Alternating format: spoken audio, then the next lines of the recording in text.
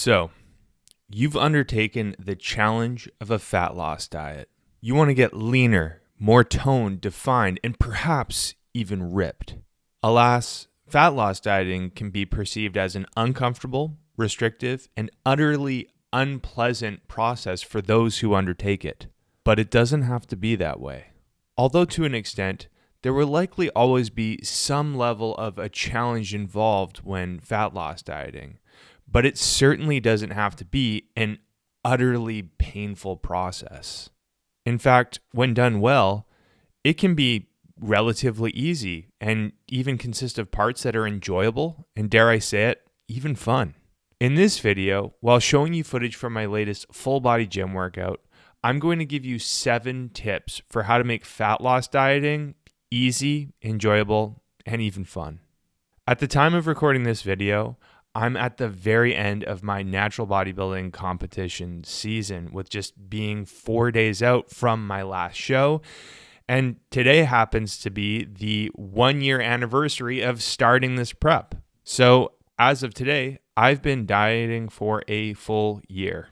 And you can bet that over the course of this past year, I have been implementing every single last one of these tips to make the process as easy, fun, and enjoyable as possible. And let me tell you, these tips work. Before we get started, if you find this video to be helpful, please consider hitting the like button and subscribing to the channel. It really helps me out. Okay, let's dive in. The first fat loss dieting tip is to load your meals with non-starchy veggies and or fibrous fruits. Fruit and veg are very low calorie, which means you can include lots of them in your meals without the calories stacking up quickly the same way they would when including large amounts of other foods. Not to mention, being high in fiber means they will keep you feeling fuller and fuller for longer. See, one of the keys to making fat loss dieting easy is to maximize the satiety of your meals, or how full they make you feel. And this is one of the best ways of doing that. I eat tons of veggies in particular myself. 2 of my 3 regular meals are grilled vegetable bowls consisting with very high volumes of vegetables. One meal is a combination of broccoli, cauliflower, and carrots, and the other just inclusive of a very high volume of zucchini. The second tip is to actually avoid making junk or processed treats as part of your fat loss diet. This might be very contrary to other advice you might get, where others would argue that including your favorite treats and junk as part of your fat loss diet would actually make the diet easier. See, I think it actually makes it harder.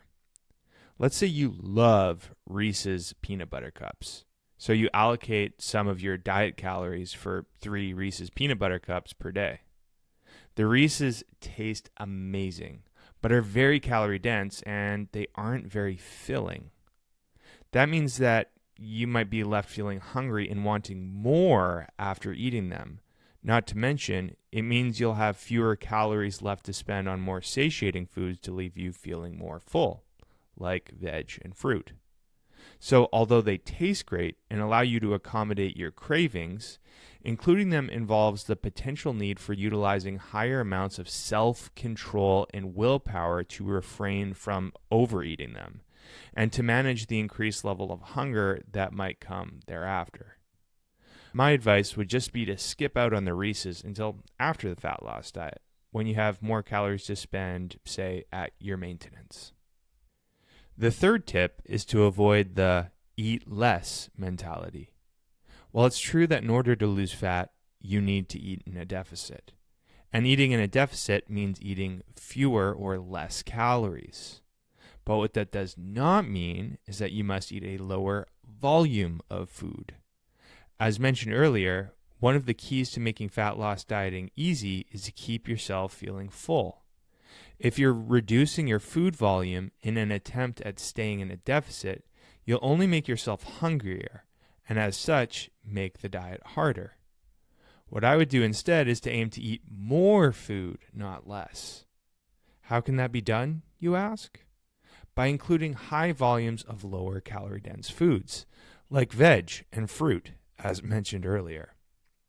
What I like to do for myself, in addition to including lots of veg in my meals, is to simply substitute lower calorie alternatives to the foods that are already in my meals when creating a deeper deficit. For example, instead of simply taking out potatoes in my meals in an attempt at eating fewer calories, I'll replace them with the same amount or same volume of something like zucchini. Other easy examples for decreasing calories without decreasing food volumes are replacing higher fat Greek yogurt or cottage cheese with the lower or non-fat versions of them, or subbing regular ground beef with extra lean ground beef, or swapping regular rice for cauliflower rice or some other vegetable, and so on. The fourth tip is to have and practice using a meal plan. Having a meal plan means always being prepared with what you'll be eating next to ensure that A, you're definitively staying in your planned deficit to successfully accomplish fat loss without the risk of error from eating through improvisation or making calculations on the fly, and B, it eliminates decision fatigue. If you've got your deficit calories and macros pre-calculated in your planned meals, then you won't have to spend any extra time and energy calculating them every time you make a new meal. This saves time and energy, making the process easier in that sense, and it decreases the probability that you'll make a mistake or an error in regularly making nutrition calculations. For me personally, I love the predictability and reliability of having a meal plan, and prefer to have one whether I'm in a prolonged fat loss phase, eating at maintenance, or even when I'm in a bulk. Not to mention, if you enjoy the meals of your meal plan, which is ideal, and they leave you feeling satiated, then in addition to making the fat loss process easier, you'll actually like sticking with it. The fifth tip is to avoid being too lackadaisical with yourself. Nowadays, particularly from what I've seen on social media, there's a lot of influence that's passed around regarding being kind to yourself and to not be hard on yourself when you slip up on your diet. That it's normal to make mistakes, that we're all human and it happens. Now, this is all true, and it is true that we ought to be kind to ourselves. However, I think that this concept might at times go too far, where some people end up being a little too kind to themselves when fat loss dieting, when they slip up from their diet a little bit more than the amount that's helpful. This makes it harder from my experience. Simply put, from slipping up on your diet, you'll slow your progress, or in some cases, completely stall your progress. If your progress slows or stalls, the diet will feel a lot more monotonous and ungratifying. Why? Because you won't be seeing results. If that happens, you might lose motivation and fall off the wagon altogether, or perhaps just make the process painfully longer than it needs to be. So yes, be kind to yourself. But perhaps the best way to truly be kind to yourself is to not be too lackadaisical with the process. Try to avoid slip-ups. The sixth tip is to use and abuse zero-calorie beverages.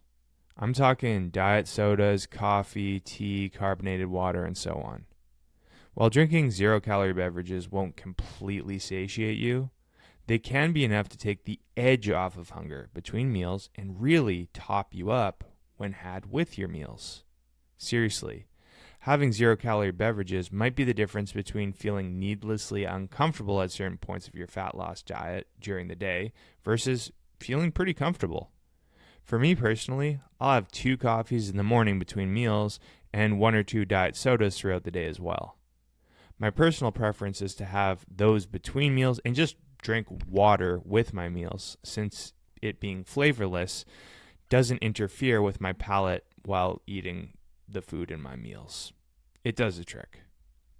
And the seventh and final tip is to use zero-calorie sweeteners. I'm talking sucralose, aspartame, stevia, monk fruit extract, and so on. Some of you might be wondering, hey, I thought zero-calorie sweeteners are bad for you. Don't they actually make you gain more weight or to crave more sweet stuff? In short, no and no. On the contrary, they've been shown only to lead to people becoming healthier and leaner. How, you ask? By allowing for sweet food and a fat loss diet without any excess calories consumed. Simple. Not more complicated than that. They help you get leaner. I live on this stuff myself. Having pure sucralose regularly in my favorite meal of the day, my big, ultra-delicious oat and protein bowl. You can use 0-calorie sweeteners in your coffee, your oats like I do, Greek yogurt, and many, many different healthy recipes you find online. There's so many different ways to use them, and I would. And there you have it. 7 tips for how to make fat loss dieting easy, enjoyable, and even fun. All of which I've been regularly implementing over the course of the past year of my natural bodybuilding competition prep. At this point, I'd love to know your feedback. Which of those 7 tips is your favorite? Let me know in the comment section below. Before this video comes to a close, I want to quickly let you know about the work that I do. When I'm not making YouTube videos or Instagram content, I work full-time as an online physique coach, where I help my clients to accomplish their muscle growth and fat loss goals by optimizing their approach to strength training and nutrition. And I coach them through the process. I've been doing this work for over 7 years and love helping my clients to not only transform their bodies, but ultimately their lives. If you've been considering getting some help with accomplishing your own physique goals, feel free to hit the link in the description below, where you can learn a little bit more about the work that I do and how it can help you. You can even use that link to schedule a free video consultation with me. If you have any questions about my coaching or how I can help you, just email me at sam@jadeathletics.ca. Thank you so much for watching, and I'll see you in the next video.